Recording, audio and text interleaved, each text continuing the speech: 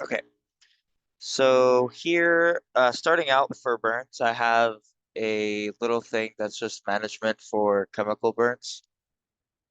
So if you have a chemical burn, recommend it you flush it for a bit, cold poison control if needed.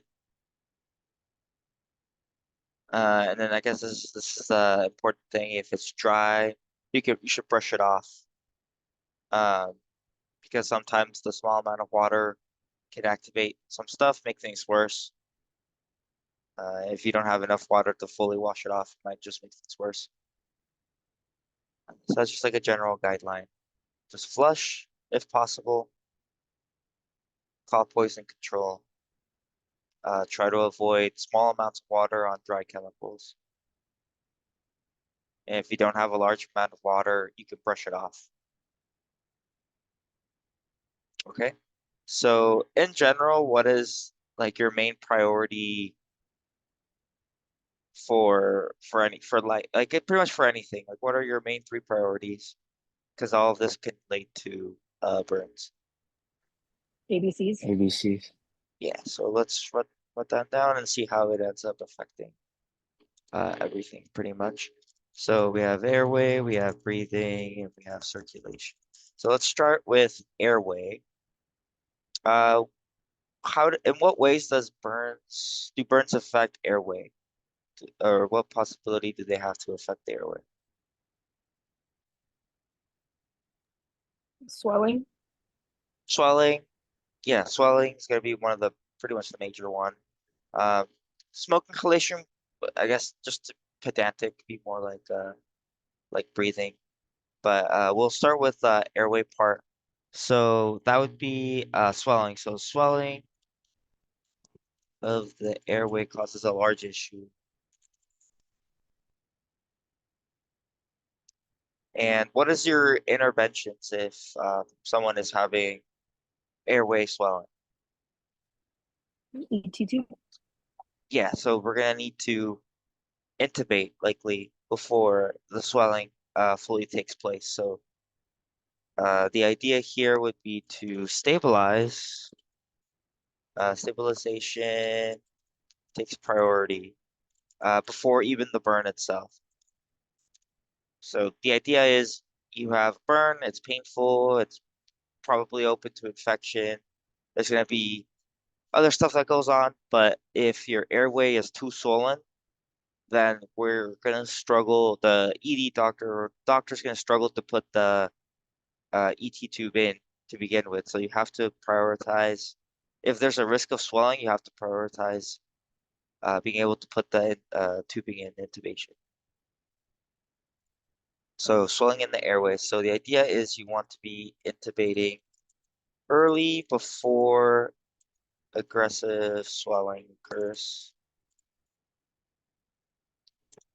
Okay, and does anyone know kind of like the generalized body total body surface that's burned that will be more likely to lead to intubation? And naturally anything where there is direct burns on the neck area would cause it, but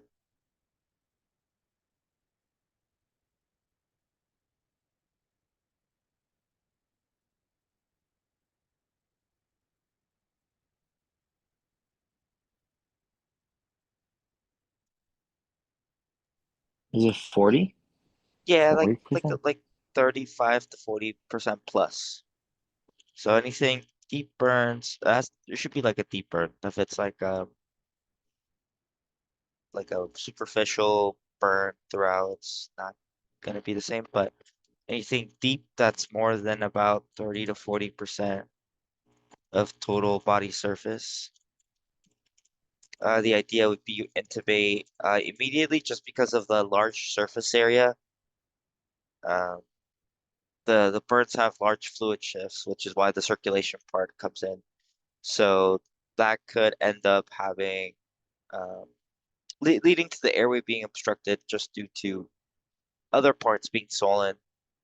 Um, but anytime the neck is included as well, you need to consider the airway could be swollen. What are some signs of the person possibly needing to get intubated? Strider. Yeah, so if they're immediately having stridor, that's always going to be a big emergency that you're going to have to deal with. So stridor would be more on towards the end. Anything early that you might be able to catch. Desatting.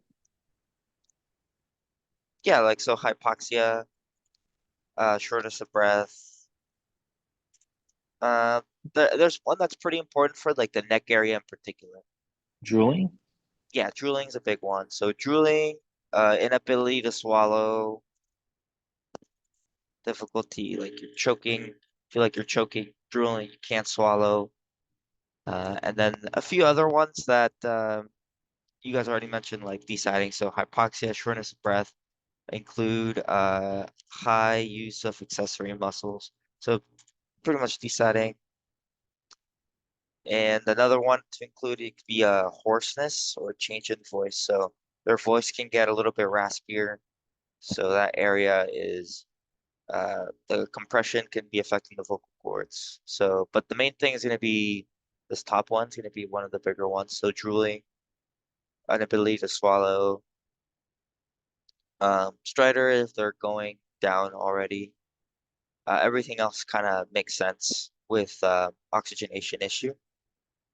Another one I will add is injury, maybe due to like the burns directly on that area. So there's different kinds of coughs. Um, kind of go with it. They call some of those like a barking cough, like a high pitch. And they have also like a wheezing or brassy cough, which is more of a lower pitch. But if you see these words in writing, that's what that's referring to.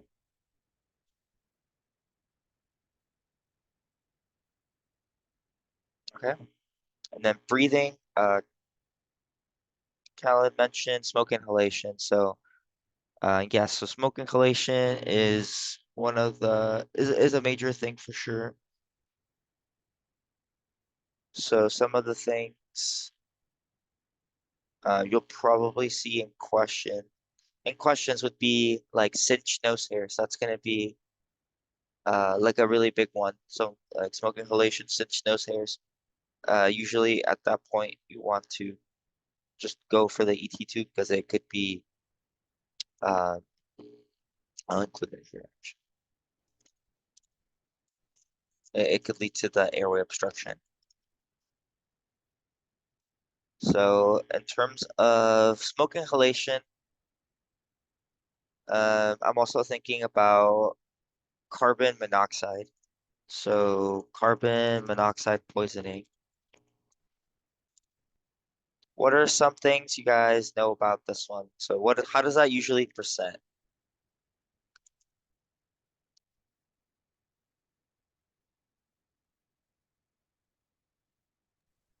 Don't they have like a normal O2 stat, but they're still having difficulty breathing? Yes. So the reason for that, your carbon monoxide binds to your hemoglobin better than oxygen does, which is why when you breathe in carbon monoxide, you have um like all the issues that you do because then it binds better than oxygen, so that means it's kind of taking over the hemoglobin for resources. So it but because the reading on like a pulse ox is about saturation, saturation just kind of means that hemoglobin is fully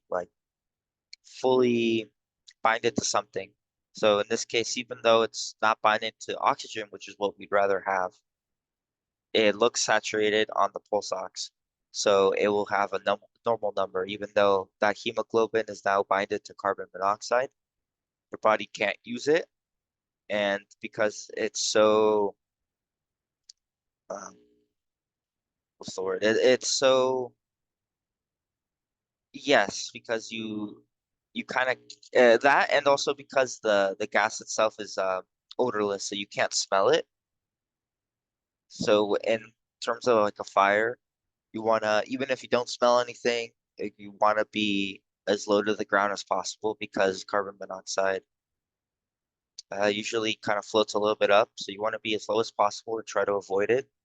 It's difficult to tell when you're in the presence of a lot of carbon monoxide because you can't smell it or taste it or see it because it's colorless as well. So for that reason, that's why some places have, or should have carbon monoxide monitor because you can't really tell just from sight or smell or anything like that. So that and the fact that you might look like you have a normal pulse ox could be reasons for why you consider it a silent killer. But yeah, that's so normal pulse ox.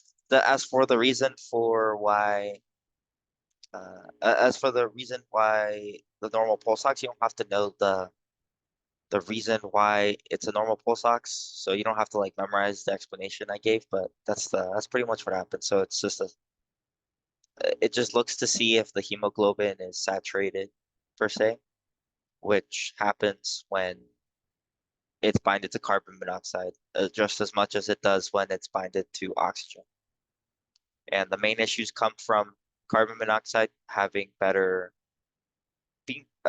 having like a better binding rate to the hemoglobin than oxygen is. So it doesn't want to let go, but it also can't be used by the body. So you end up having a bunch of red blood cells that are essentially useless because they are not taking in oxygen and they're not able to take in oxygen later because they're binded to carbon monoxide. So normal pulse ox, that's going to be like one of the big things. What other signs and symptoms do you get? Mary, you said headache, nausea, high lactate. Yes, so you're gonna have like a dull headache. You're definitely gonna have some nausea, vomiting. And then some of the other signs that come in is you're gonna have increased lactate as well because the reason for that is low O2, so you're having low O2 like in actuality. So low, you could say hypoxemia, so low oxygen in the blood. You're gonna have anaerobic breathing. So if you remember from shock, the lactic acid built up because of lack of O2.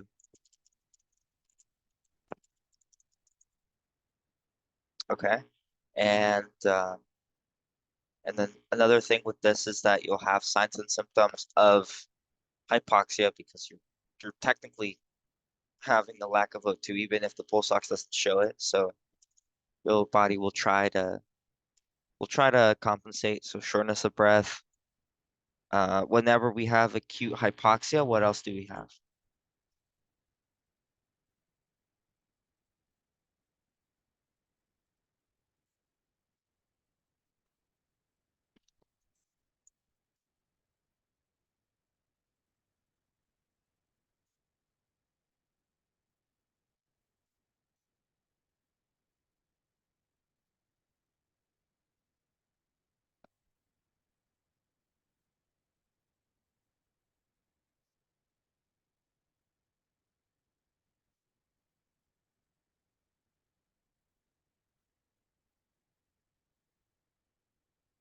Sure, tachycardia.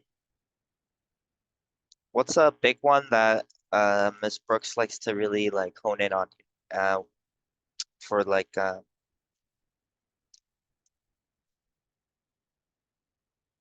so if this is happening, yeah, I was looking for confusion, restlessness, confusion.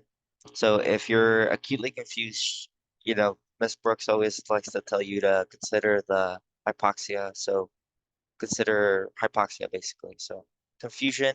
So if you're not having O2, confusion, compensation factors are gonna occur. A person could lose consciousness just, if you don't have enough oxygen, you're going to lose consciousness. And that's one of the big, big, big issues with carbon monoxide poisoning as well, is if you lose consciousness at that spot, you're going to be hypoxic or hypoxemic, so low O2 in the blood. unable to get more as you keep breathing in carbon monoxide that keeps taking over more hemoglobin that are now unable to move around oxygen. You're confused, you've lost consciousness, so you're just kind of there and you're just gonna suffocate essentially. So confusion, loss of consciousness. And then one that they don't really talk too much about, in the lecture, but you also have some flushed skin.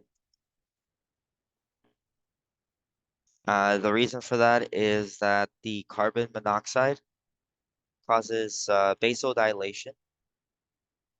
So that leads to the vessels opening up more, which also in turn leads to more redness showing. So ironically enough, you will look more red instead of kind of like we think of bluish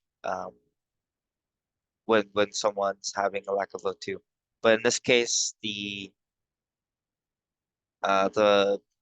in this case it's kind of like I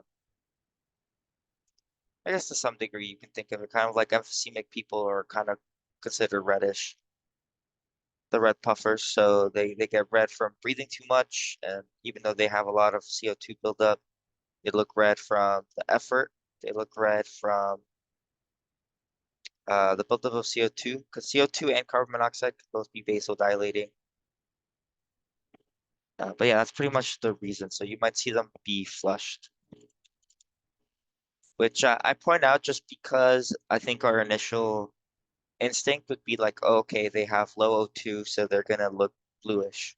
So that way, if you get something similar or you get a question that asks it or references it, you don't get thrown off by that.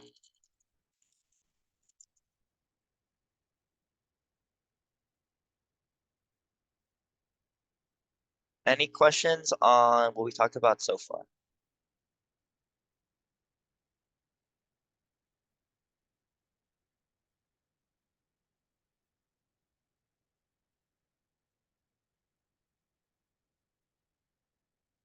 And I'll add this right here.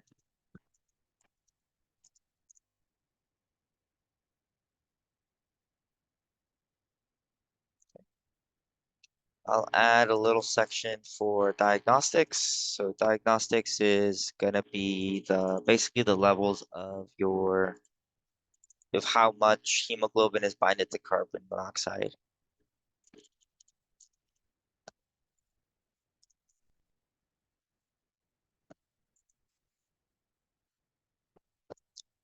So less than 10% is normal. Anything more than 40% is severe. So the good thing with this is it's a little bit less memorization because the main thing to really look at is focus a lot of over the 40. So over 40% for the carbon monoxide. And then if you go back up, more than 40% here for the intubation. So they have 40% more, two things that are looking for more than 40%. So you can kind of just have that number in mind instead of memorizing each thing individually. And then treatment is going to be not important for you guys to memorize, but you just have to recognize the signs. But just oxygen, mask, or intubation. Okay, so that's airway and breathing. What about circulation? What is like the main thing that happens with burns that leads to circulation issues?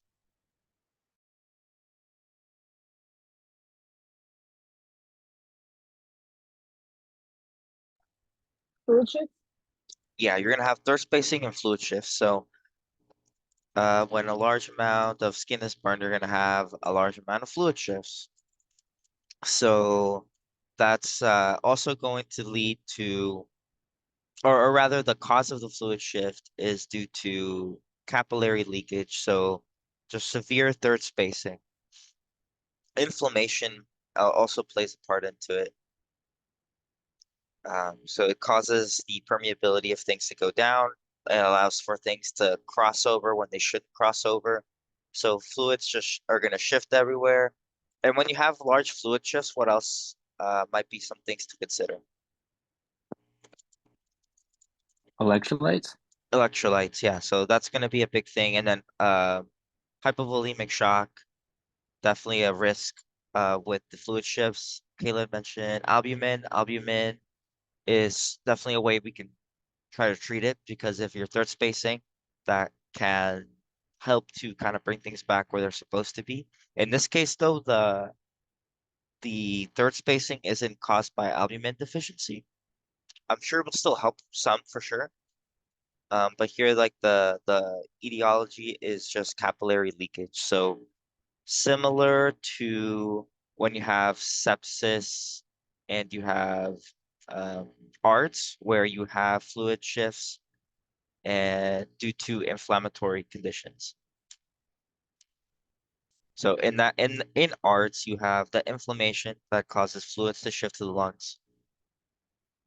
Here you have capillary leakage, which is technically different from the inflammatory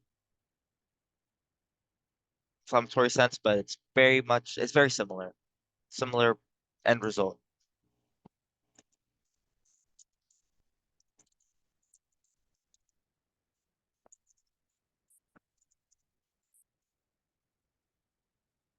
And then shock. That's your keyword here.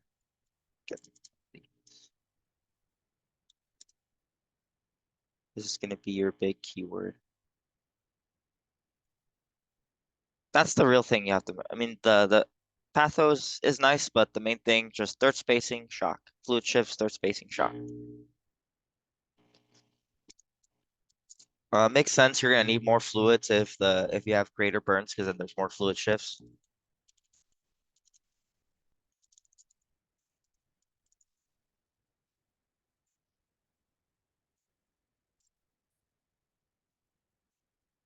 Okay. Because we're having massive fluid shifts, what is something that you might expect to kind of what is something that really cares about perfusion that might try to compensate?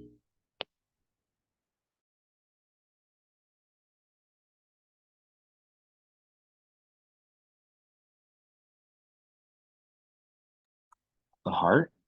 Like tachycardia? Sure. What else can be important when it comes to what's something that cares about perfusion fluids and will compensate one of early signs of shock? Kidneys, yeah, kidneys. So something to always kind of just keep in mind, perfusion equals kidneys.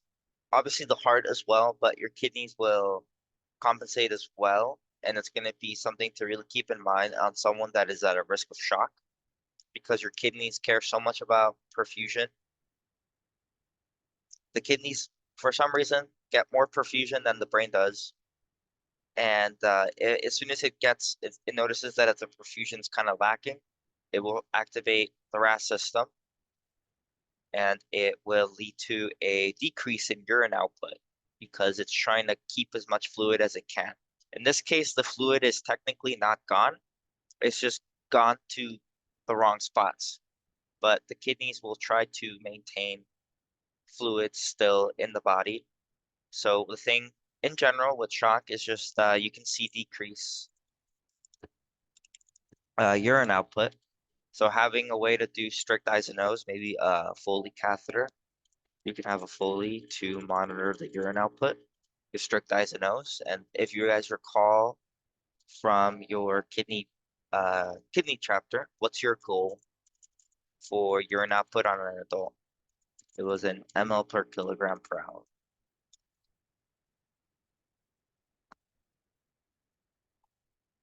Yeah, so 0.5 to 1 ml per kilogram per hour is your goal overall. And last thing I'll include is this fluid resuscitation is critical in the first 24 hours. So we have to immediately act. on the fluid shifts, we have to immediately act on anything that could be causing airway issues. So this is uh, pretty much the main thing. So the good thing about burns is that the priorities are ABC. So that's something you guys are already kind of honed in on.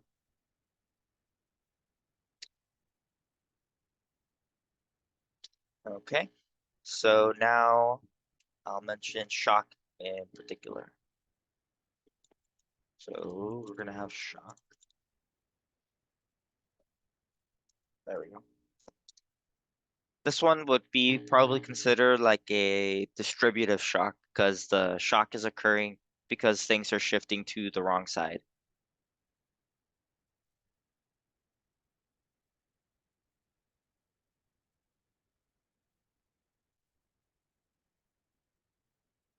Okay, so I will include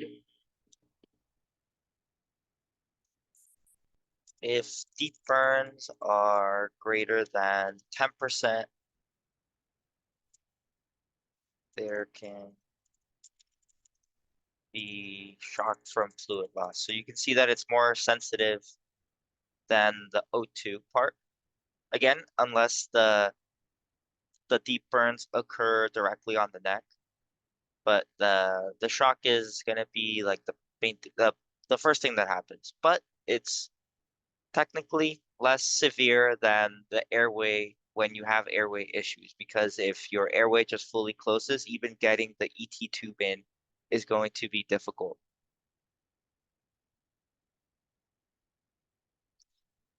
But shock is more of a sensitive thing that's gonna happen.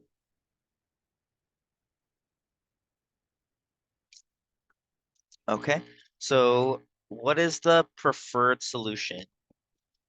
So you're gonna give IV fluids. What's the preferred solution?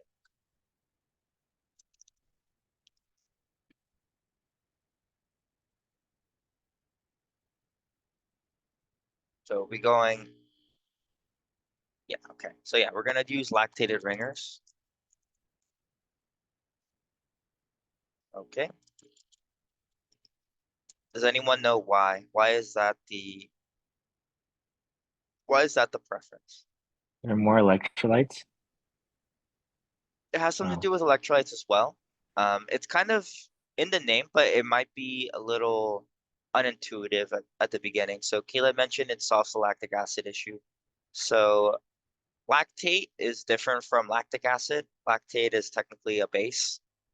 So lactated ringers actually turns to bicarbonate and will help with acidosis. So it's both an isotonic fluid, so you're providing isotonics, which we know we want to do initially for shock, but it also has a better concentration of electrolytes, but it also helps with the acidosis issue that we're possibly having with shock. Because again, even if it's not airway related, if you're going into shock,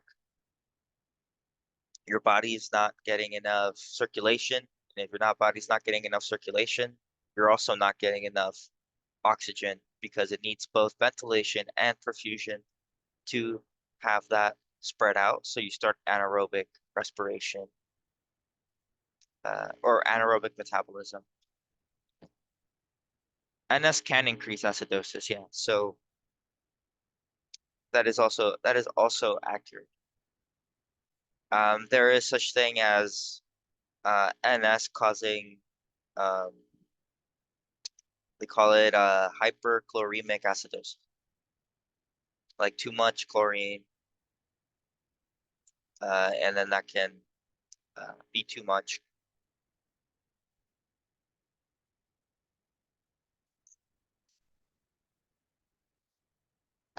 Okay, so let's see. My theory is preferred.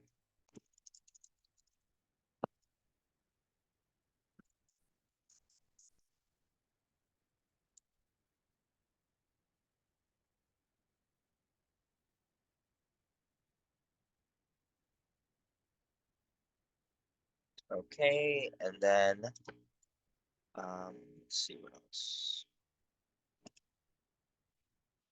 See what other things I can include.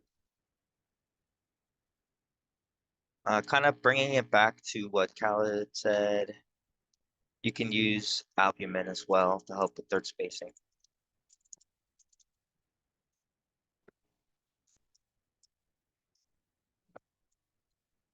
So that's going to help, but again, it's not the primary cause of the third spacing. It's not a lack of albumin, it's inflammation related. But it can assist, but it's not the first line. The first line is going to be mostly the IV fluids and then managing all that kind of stuff. What else can we mention here?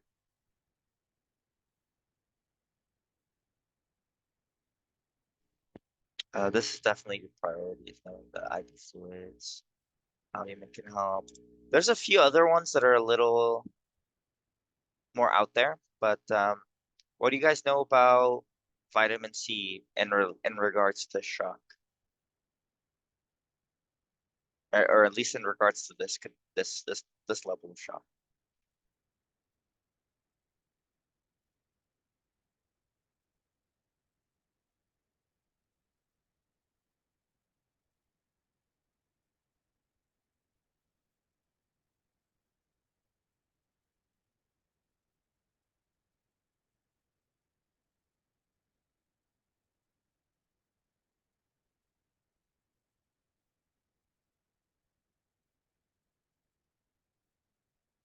Yeah, so vitamin C helps with the inflammation. Yes, exactly. It kind of helps with the main causes of the fluid shift, which is the inflammation. So it's going to help with the leakage of protein and fluids, which is pretty much what's causing the fluid shifts because the inflammation, the protein shift, the protein leakage. Remember, your fluids want to follow the the biggest solute, so which is why it likes to follow albumin. It likes to follow protein as well, so it helps to prevent the leakage of that, which helps to keep fluids where they're supposed to be. So this is a thing. It's not tested on, but it is a thing. Is IV vitamin C can improve inflammation due to decreasing the protein leakage.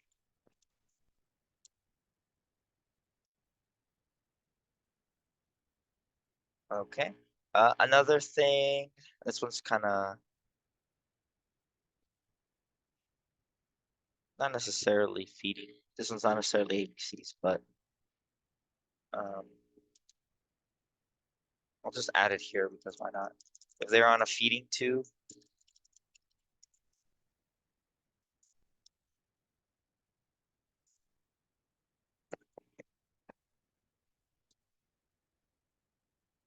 then we want a high protein diet, high vitamin C, just for what we just discussed. High protein because there's protein leakage, high calorie, and high carb because it's going to help for recovery. So that's if you ever get a diet question, which they love to throw in, that's gonna be helpful. Not necessarily low fat, but it's just the high carb and high calorie kind of go together, but your body needs carbs to do things. Doesn't have to necessarily be low fat. You just need a lot of calories because you want to recover.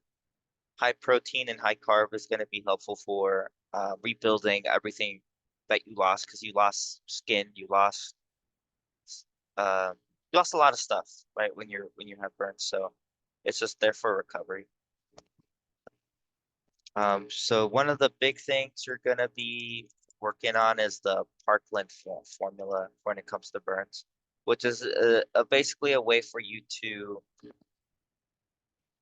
kind of see how much fluids you might need. So, and you are gonna have to memorize this one for this upcoming test. So, what do you guys have in your memory banks right now? And I'll try to add anything that's important that like you really need to focus in on.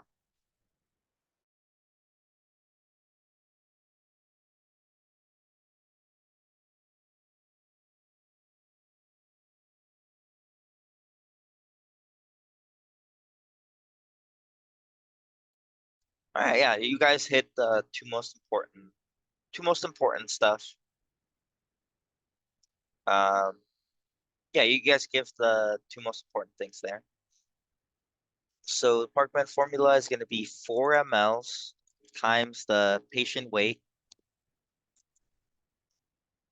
in kilograms. And it's going to be, again, times the percent of burns, the total body surface area of burn. And you're going to do it with the actual percent, so not a decimal. So for example, 4 ml times 70 kilograms times 40, because it's 40%. And you're going to get a very big number. And this is going to be your bolus amount. So for example, this one's like 11,000 to uh like um like Khaled mentioned, it's gonna be not, it's gonna be over a long period of time. So you're gonna give half of that amount in the first 8 hours or so after injury, and you're gonna give the other half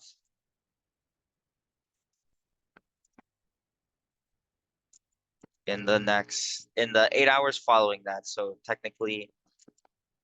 um technically like the next 8 hours after that. So a very large bolus. You're gonna be kind of guided by your urine output. Still trying to hit the 0.5 plus ml per kilogram per hour. You're giving them a large fluid bolus. So what else should you assess for this?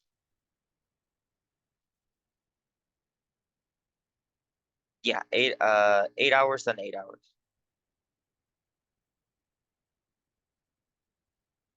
Let me confirm that. FBO. Don't worry, you're good. It's a recorded, so you're good, Jim. Thank you. Yeah, FBO. So you're always gonna be anytime you're giving a large amount of uh fluids, you want to think about, is this gonna go to their lungs? If you're giving a large amount of fluids, or if you're giving IV fluids in general, you want to think about, is it possible that can they tolerate it? Do they have kidney issues, heart failure? Um, is it possible that this goes to their lungs? You're always going to want to think like that. So you're going to be doing lung sounds, yes, assess for pulmonary edema and FBO. That's your general idea. Anytime you're giving fluids, you want to think, do they need the fluids? Why are they getting fluids? And electrolytes too, yeah. So electrolyte imbalances kind of go together with all fluids, just kind of goes together. Because if you're giving them a large amount of fluids, you're also going to be uh, diluting stuff.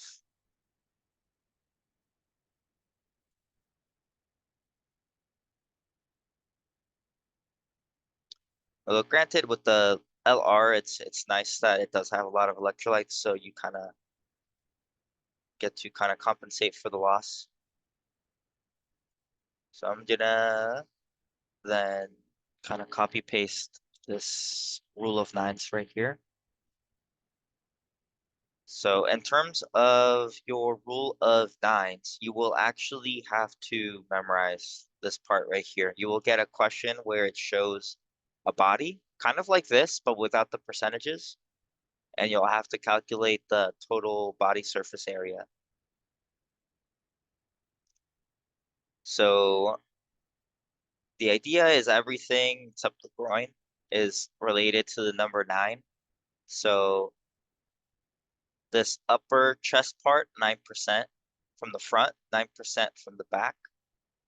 The lower torso, 9% from the front, 9% from the back. So, and then your legs are 9% from the front, 9% from the back. So oh yeah, I think I remember that. But you guys weren't tested on it at that point. And then, so I pretty much, this main torso and leg area, 9% from the front, 9% from the back. The arms, 4.5 from the front, 4.5 from the back. So it makes up 9 if you have the whole arm, front and back. And then the head, 4.5 from the front, 4.5 from the back. When it comes to your calculation, again, you will literally get like this little guy without the percentages, and you will calculate the burn percent. And I believe he gives you a plus, or I think maybe a plus or minus one, just because I think it's ambiguous whether if it covers the groin, it's kind of ambiguous. So you could be +1 if you and you'll still be correct just because you decided to calculate the groin part because it might be ambiguous.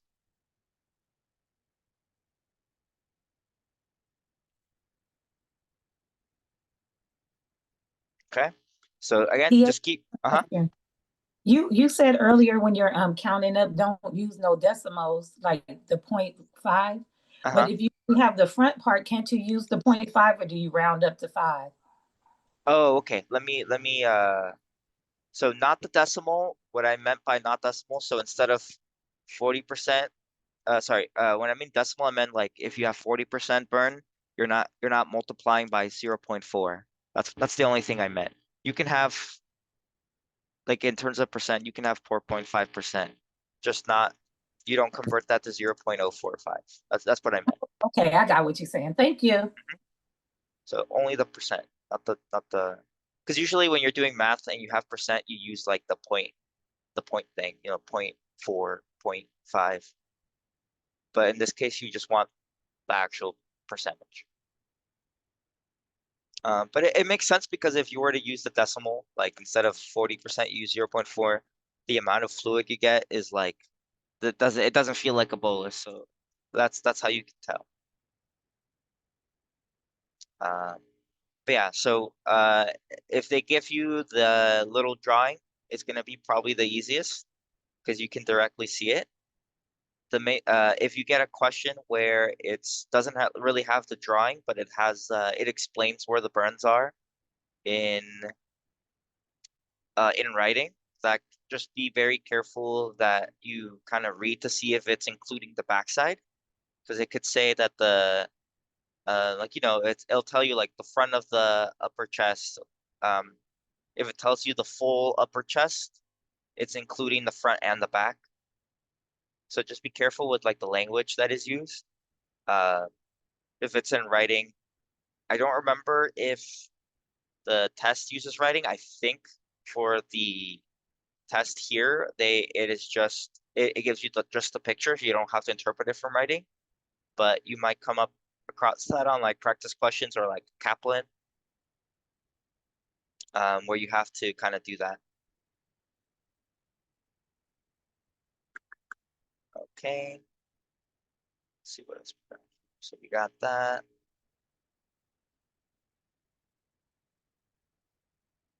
We've talked about most things here for fluid status, so I'll just copy paste this part here. Okay, so assessment of fluid status, we talked about urine output, chest X-ray for ruling out pulmonary edema. We talked about how electrolytes could be a thing, so cardiac, some sort of EKG just to see if there's arrhythmias. Vital signs, we're always going to do vital signs. Cardiac output, make this more clear. Cardiac output, perfusion. We talked about lung sounds. Something important I do think that's different from the usual is that because you have a skin loss, loss of skin due to the burns, it's harder to regulate temperature. So if you have burns that are more than 10%, you want to make sure that the patient is appropriately warmed, but we're not going to use the bear huggers, which has forced warm air because it might be too much because they also don't have skin. So the forced warm air could uh, make things worse just because they don't have kind of skin. The skin is missing to protect themselves from too much exposure, so it's just kind of blankets. and warmed up IV fluids instead of like the bear hugger.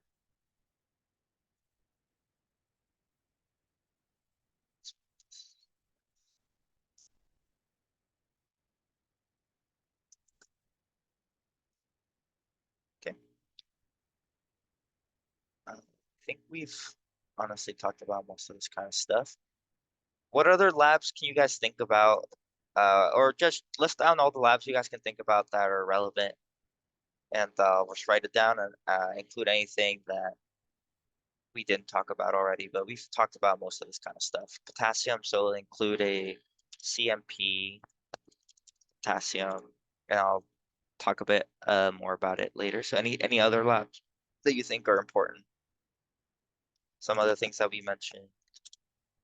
Um, the hemoglobin levels from carbon monoxide and ABGs because we're having potential airway issues. So ABG, a CBC. Okay, and I'll break things down a little bit more. Kidney labs get included in here. So should we have renal labs, so BUN, creatinine.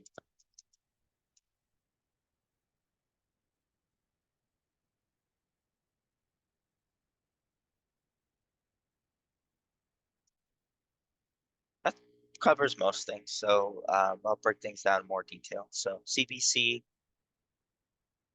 uh, we do have kind of mentioned here. It's already kind of shown here, but if you're having your skin is one of the biggest barriers that prevents infection. So if you're missing skin, you have completely open skin, you're at a much higher risk of infection. So one, we want to see if the white blood cell if the patient's going to be you want to monitor the WBCs because of potential infection risk, but just keep in mind it could be elevated initially, even without infection, due to inflammatory. So just keep that in mind, but that's something you want to kind of consider because if they have all open skin, infection is a big thing. H&H for blood loss, they just got massive burns.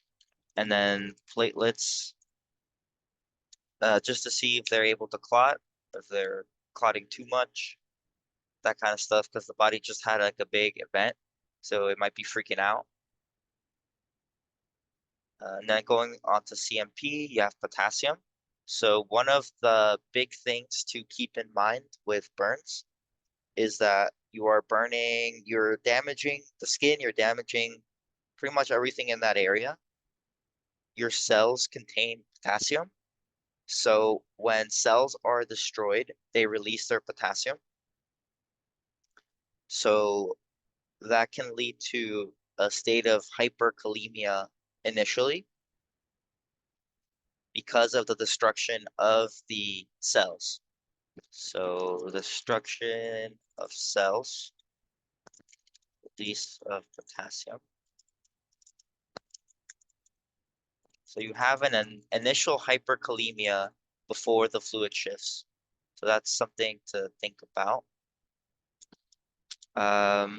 Blood sugar, just because traumatic event, stress,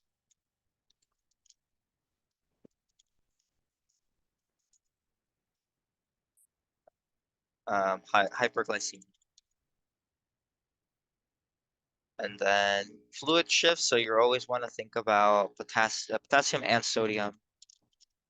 Sodium is more affected by fluid shifts. Potassium, because you destroyed a large part of your skin, and all those cells get destroyed. That's why there's the potassium. But sodium, you're gonna have hyponatremia common during the first, or just during acute phase.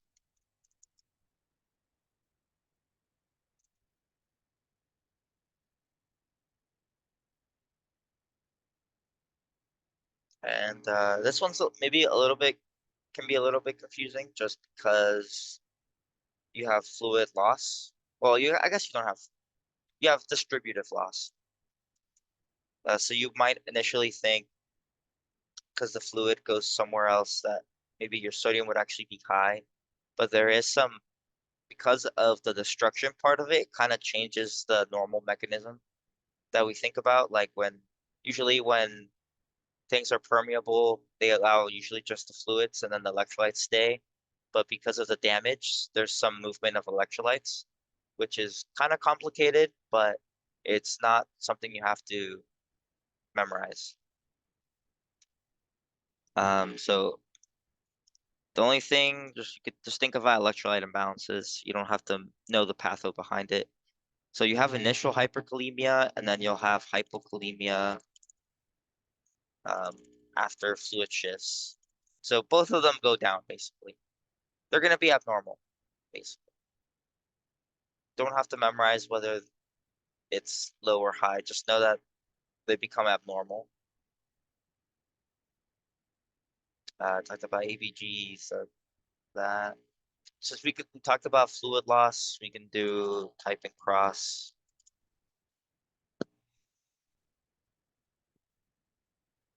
For blood loss,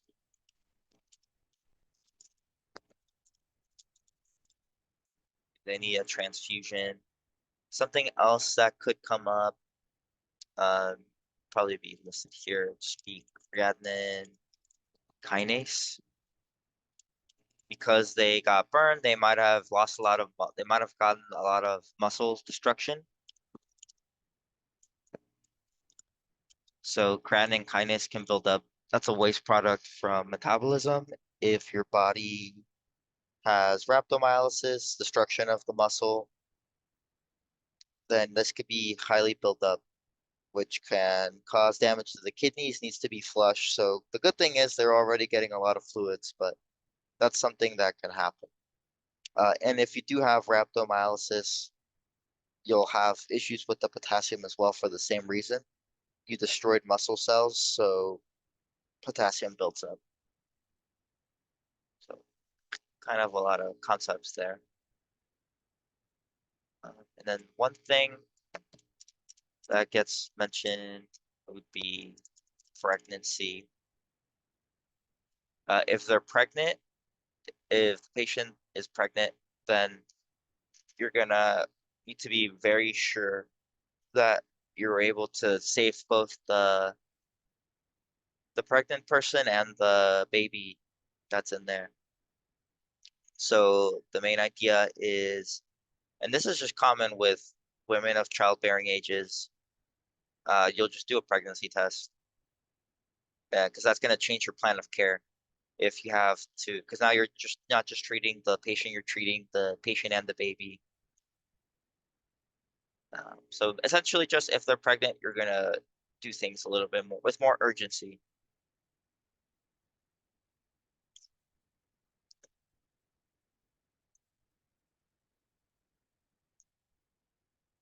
Okay. Creatine kinase. There is a CKMB, and then there's one for the brain. This one's just creatine kinase generic, not the specific part one.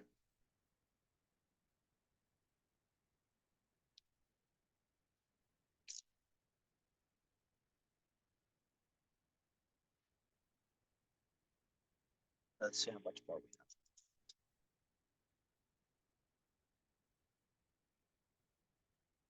I think we got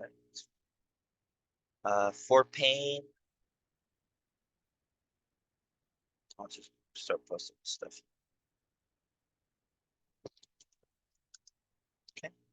So pain, first line is going to be opioids because it's very painful. Going to be giving through IV. The burns can cause a lot of nerve pain, so things that help with that include Neurontin, the gabapentin, uh, Tegretol. Trying to see what the generic name for that one is.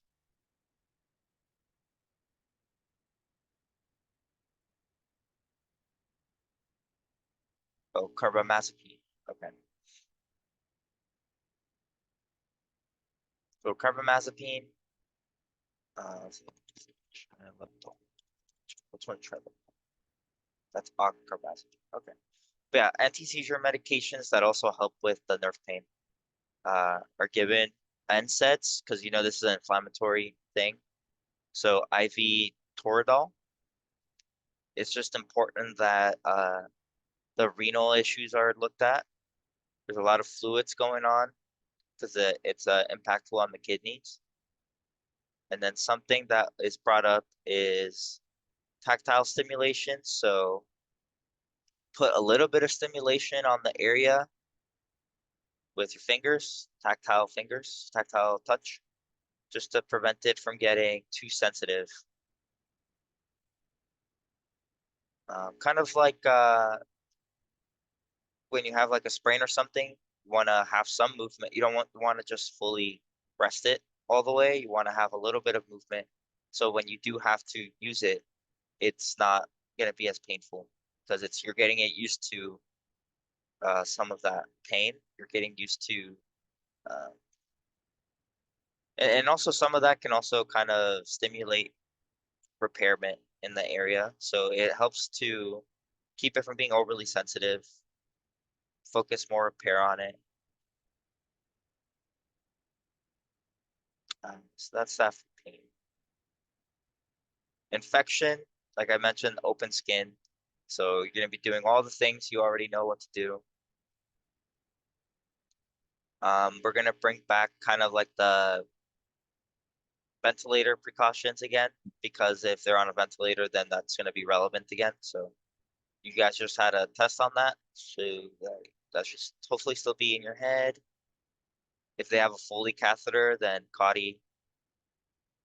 And then I think there was a mention of a tetanus shot because they have just open skin. But that's pretty much it for infection. It's just the stuff you guys have been doing. Caudy, you've been doing since semester one. Fat bundle since I think this semester. Since the start, and you just had a test on it, so thankfully that's kind of keep building on. There might be some questions on like the grieving process, maybe like one at most, but this is just kind of like don't be dismissive. Uh, if someone has burns, that they might be suicidal. They could have a lot of issues with depression, anxiety, adjustment disorder. Uh, their motivation might be seriously down.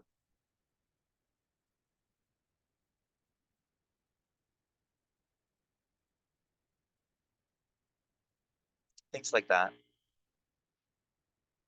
And then here's some general education to think about. So you're not going to put any ice on burns because that will make this that can make things worse with the skin breakdown. You want you can have cold, but you're or warm water, cold, but you don't want ice on it. It's gonna make things a lot worse.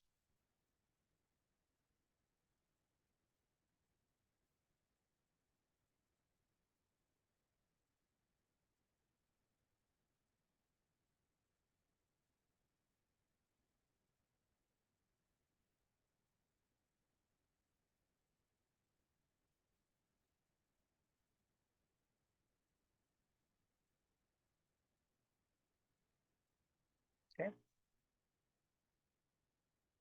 Then we talked about the infection, open wounds, risk of infection.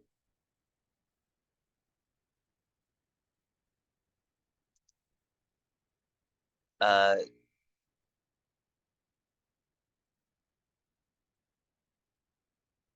you can have eschar with severe burns, so debridement could be something that the doctor does. Auto contamination, so you want to change your gloves between different parts of the body.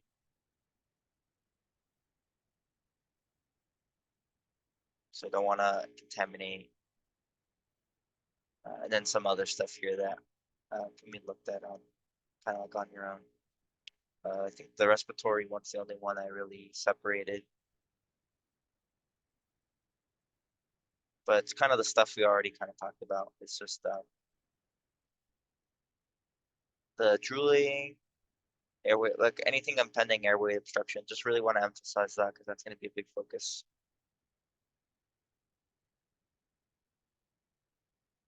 And that's it for burns. Any questions? So one of the key things is that you're not really tested on the different degrees of burns. It's just kind of like the acute part of it.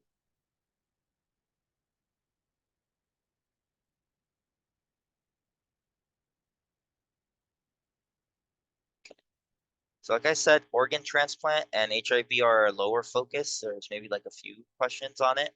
The main focus is burns and diabetes. So we'll go through this one a lot faster. So some of the things to keep in mind, your focus is going to be on the post-transplant more than the pre-transplant. There's a lot of education on kind of like one legacy and what the patient needs to do to to prep themselves um for transplant, but you honestly the only thing you really need to know is that they should be trying to avoid infection. They want to be avoiding infection before and after, and that's the main thing you need to know. Because I know he talks about things like they need to have their cell phone on them because they can be called at any time and then they have to pretty much stop doing whatever they're doing because the organs are time sensitive and you could have like he might have mentioned like how many hours the organs are viable for. You don't need to know any of that. So the main focus is just like make sure they don't have an infection before they get a transplant. And then after they have a transplant, you want to make sure they don't have an infection. You want to assess for post-transplant reaction. That's going to be your main thing.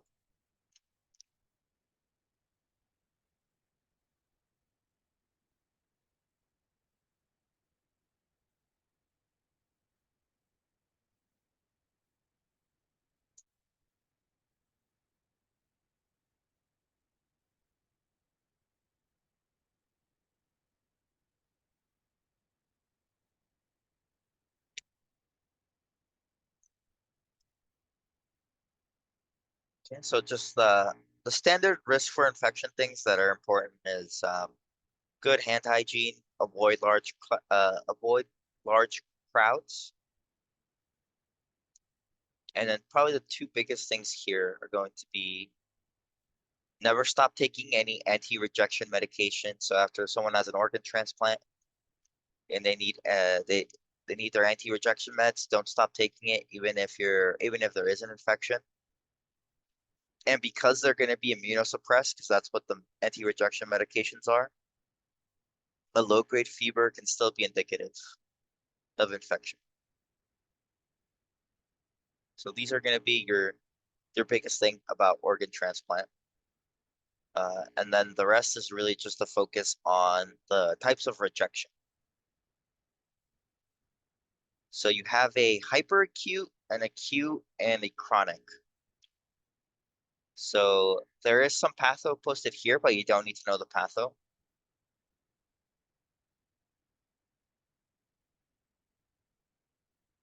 Oh, anything in this green blue color is unneeded for testing.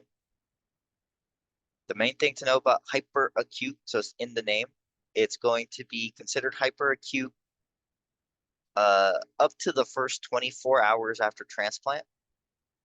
But typically it will occur within the first few minutes or a few hours. So you are going to have like a question or two that's about differentiating between what kind of rejection it is.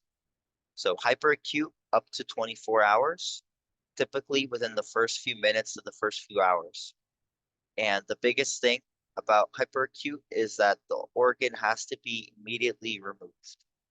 Once you have a hyperacute reaction, there is no saving it. You have to get the organ removed and you have to act immediately. So again, hyperacute up to 24 hours, organ needs to be removed. An acute rejection. Acute rejection can occur from 1 week to 3 months after transplant. And having an acute rejection does not mean that they lose the organ. It just requires more treatment. But you can see that the timeline is completely different from a hyperacute. It's going to happen a lot later. But again, just because it happens doesn't mean they lose the organ. So if you have a patient asking, like, if you have like a patient that has an acute rejection of their organ, whatever got transplanted, and they're saying that they're sad because they are going to lose the organ, that's where you can provide some education, like just reassurance that there's going to be a change in the drug management. It doesn't necessarily mean that they lose the organ.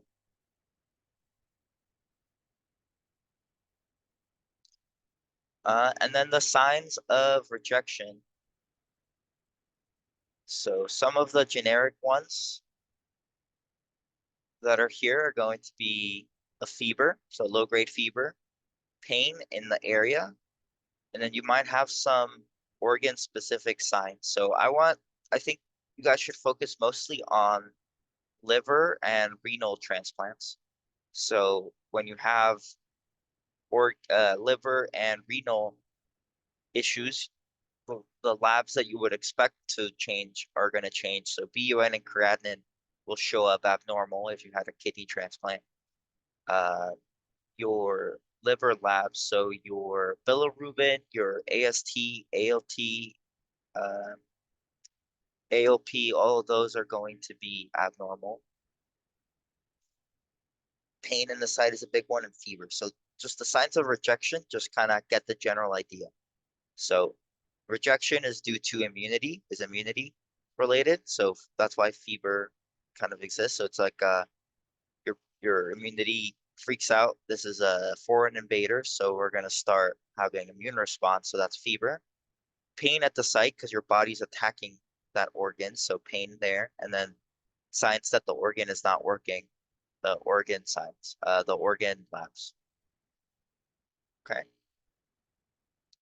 Chronic rejection. This is chronic rejection can occur in all transplanted organs. It's just over time.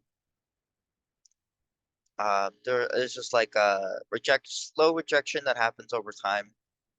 It can't be stopped, but it can be delayed by, like you can see here, quite a bit.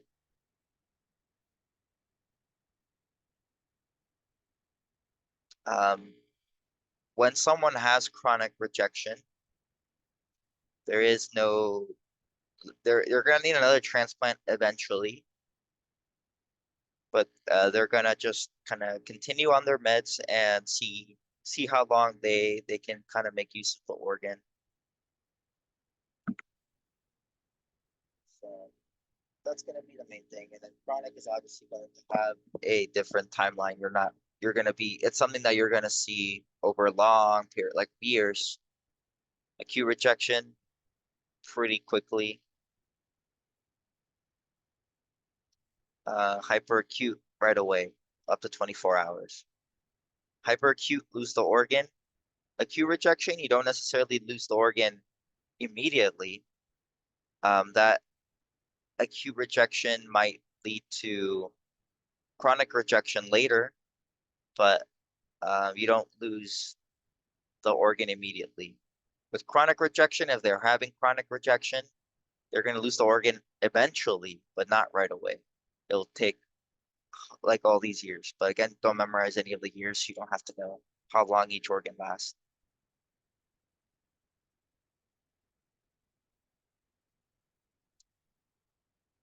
And then we kind of talked about it, so I'll just mention it just so we don't run out of time. Someone's rejecting their organ, inflammation, pain, fever, and then look for any organ function issues. But again, focus mostly on kidney and liver. That's going to be the main things, or the main one.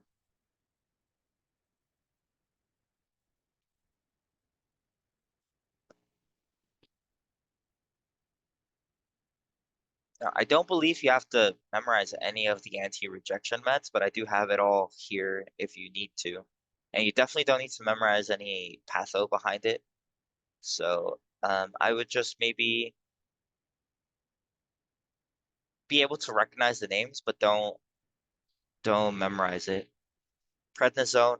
So anything with rejection, transplant rejection is going to include things for inflammation and things for immune response. So prednisone, anything that ends in ONE is a steroid, so we're gonna include those. Brand names that you'll probably see: cyclosporine, Prograf. Prograf, kind of in the name, sounds like graft, so Prograf, good for uh, someone that got a graft.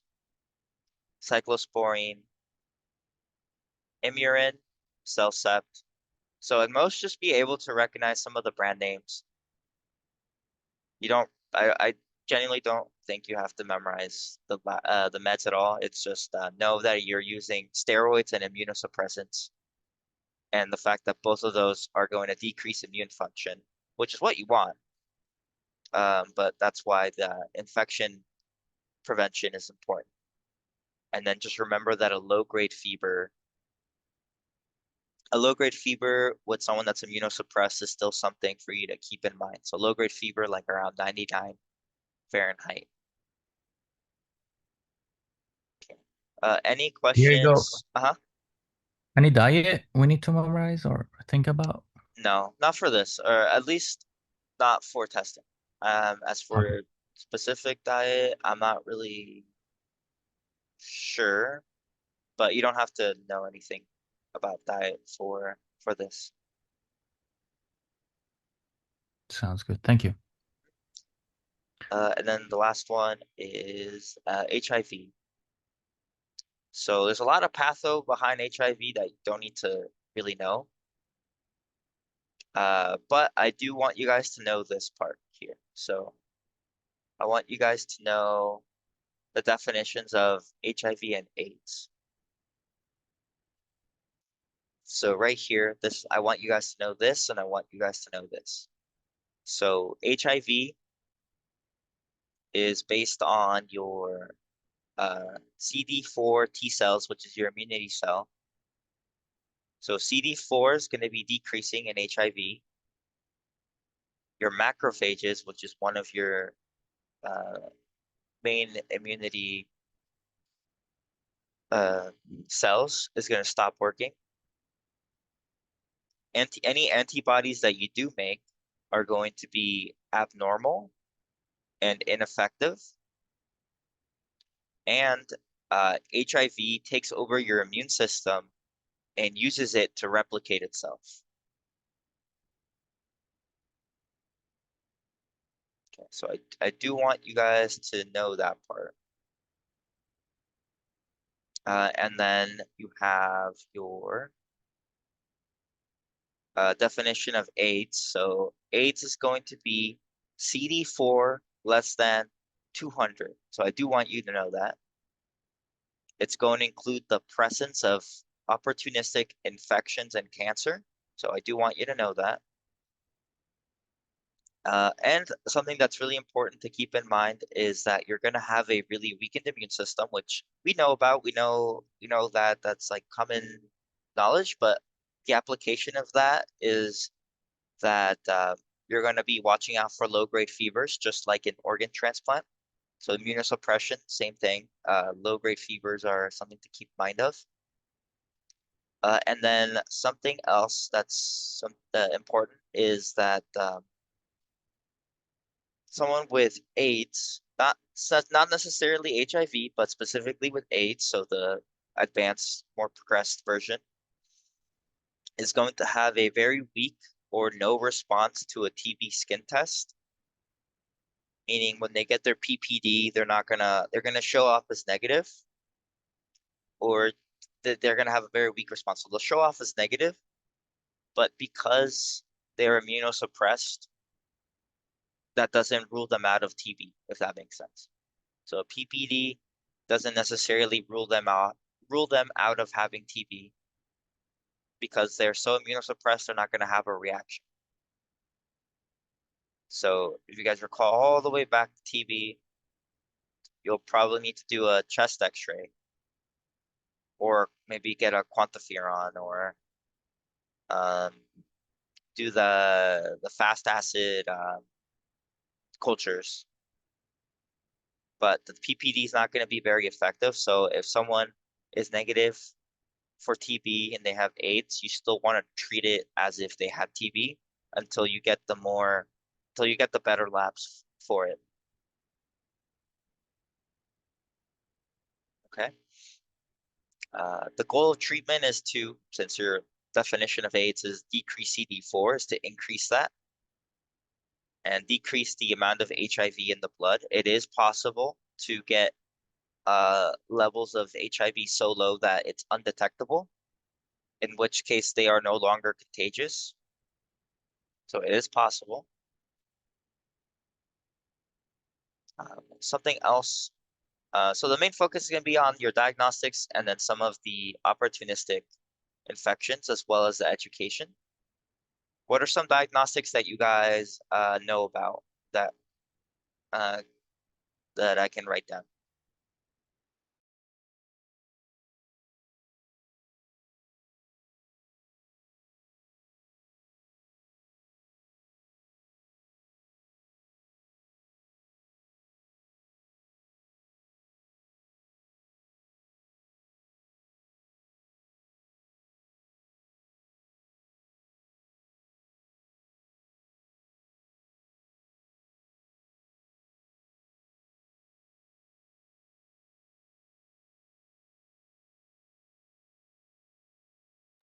Okay, so we got Western blot, WBC, CD4. Yeah. Anything else you guys can recall?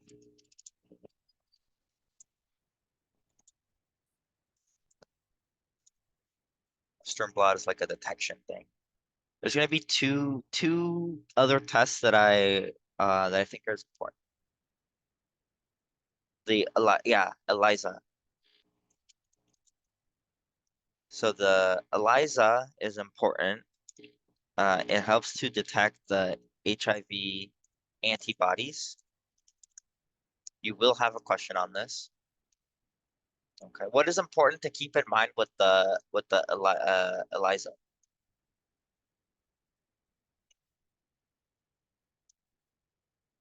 Yes. So there is like a little window period, meaning that there's a period where ELISA can give you a false negative because the HIV is still too early to be detectable.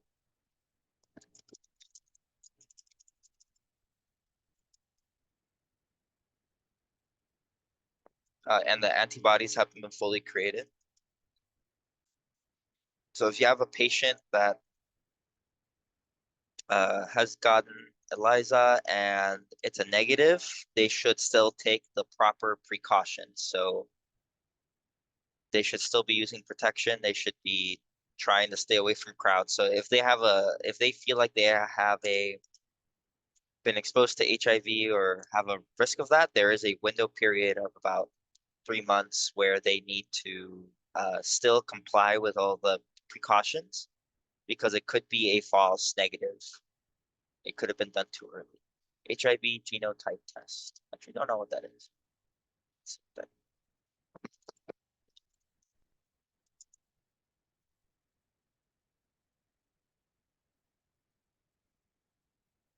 Oh, for mutations. That could be good because that's going to guide your treatment because HIV is it mutates really quickly, really fast, which is why it's so difficult to treat. And someone could be someone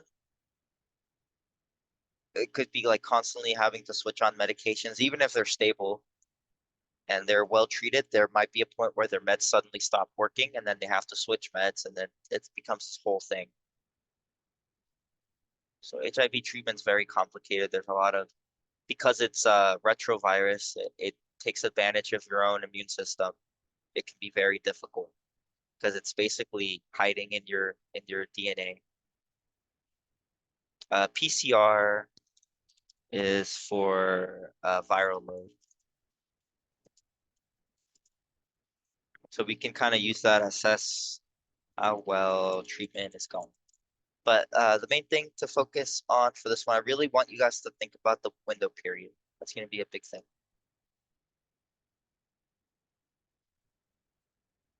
Okay. And then we have our opportunistic conditions. So wasting syndrome. So it's going to be defined by a weight loss of at least 10%. What is causing, I guess, what are your signs and symptoms? And some of those include the reasons for the weight loss as well.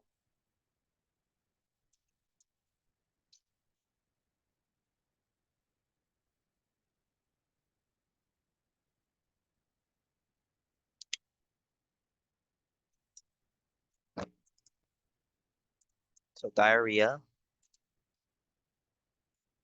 And I believe the wasting syndrome is caused by something in particular. But you don't have to know what it's caused by.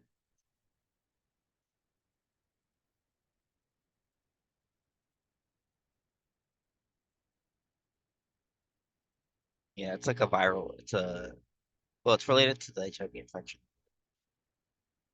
Just from the fact that they're so open to other kind of things, you kind of have like a generalized, it's kind of like being sick from, you have so many, your body's so open to being infected that you just kind of have like general symptoms of all this stuff. So loss of appetite.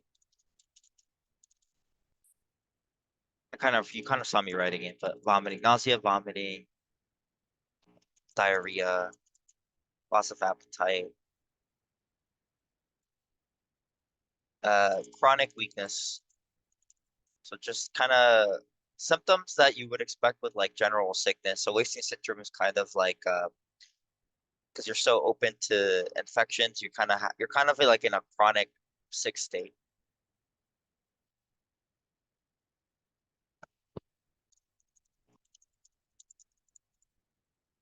Like basically being in a chronic state of being sick. What is your goal overall?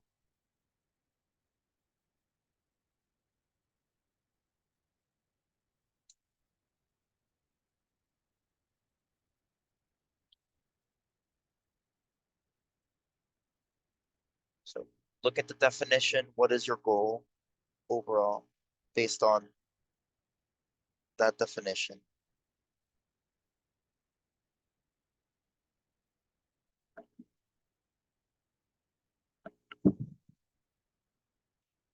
Yeah, so it's going to be to gain or maintain weight. And then I have this highlighted just because I think you might have mentioned it in the audio. Your goal is not, I mean, one of the things you're doing is you're going to be eating high calorie meals to try to gain weight, but I- sometimes you have like really pedantic questions where they're asking for the goal, and the goal is not to eat a high calorie meal. The goal is to gain weight. Kind of get pedantic stuff there. So high calorie, like 5,000 plus, high protein, high carb. Um, our favorite thing is frequent small meals so they can tolerate. What else do you think might be important to someone that's having all these symptoms?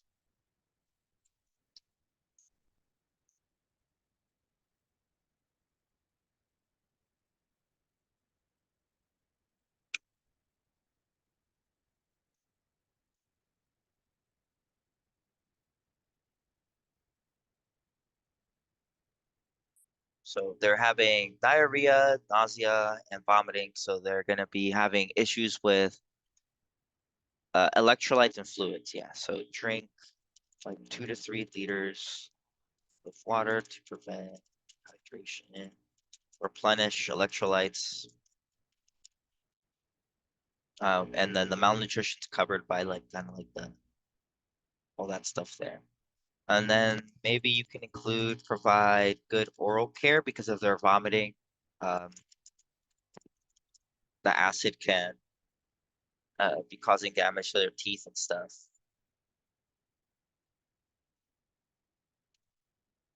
Okay. So the next one is going to be PJP, which is specific pneumonia that they're at a higher risk of getting. So what are some signs and symptoms you guys can kind of just think of when you hear pneumonia? Then we'll add on anything else.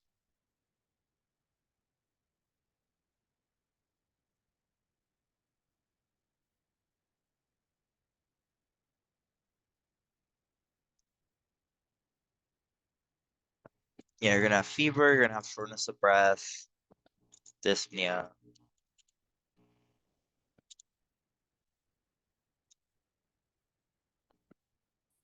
Yes, so that's gonna be the big thing that separates this from some other respiratory conditions. Some of the things I'll add on is kind of like pneumonia. You can have abnormal lung sounds, so crackles, bronchi. Something else is night sweats, which the night sweats can also be indicative of tuberculosis. But some of the things that separates one of the big things is actually the cough that separates the tuberculosis from this one. So unlike tuberculosis, there is no blood tinged sputum. So tuberculosis has blood tinged sputum. This one, it's not going to be productive. And the mucus is so thick that it does not get coughed out. So TB has blood tinged sputum. Because usually we see night sweats and we think of tuberculosis, but in this case, no blood tinged sputum. So that's how you kind of differentiate it, because someone with HIV is still prone to tuberculosis. And then unlike other types of pneumonia, there's no rust colored sputum, which is like old blood. That's another way you can differentiate between the pneumonia and the TB. The blood tinged versus rust colored. But in this case, there's no production. Okay. Yeah, with pneumonia, you have possibility of like pneumothorax, so we can include that for complications. Diagnostics shouldn't be too crazy. Sputum culture.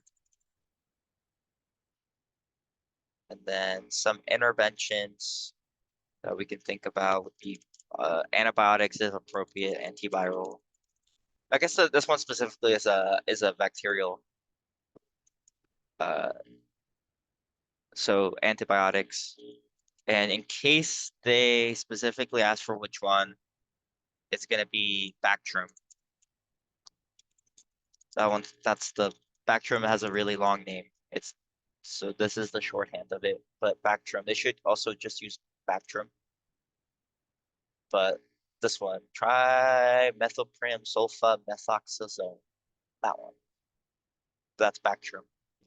And then Ceptra is another brand name for something. Let's see. Trimethoprim. Whatever. They'll use the brand name if they ask at all. Uh, Rosemary mentioned conserving energy, so that's important. Hydration to thin secretion. So a lot of the same things, and then supplemental O2, some of the same things you'll be doing for regular pneumonia. It is a pneumonia, so it's just the same kind of stuff. It's just this one's they're more prone to this type opportunistic type of pneumonia. Any questions so far? We're almost done. We just got this thing right here, the Kaposi sarcoma, and then just general education. The outline I have here also has a few practice questions, like eight or so, yeah, eight, that you guys can go on your own time just so we don't run out of time.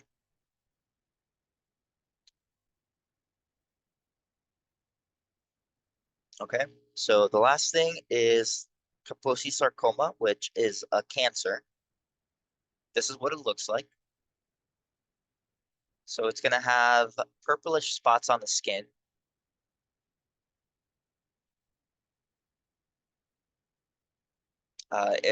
The lesions are gonna be painless though.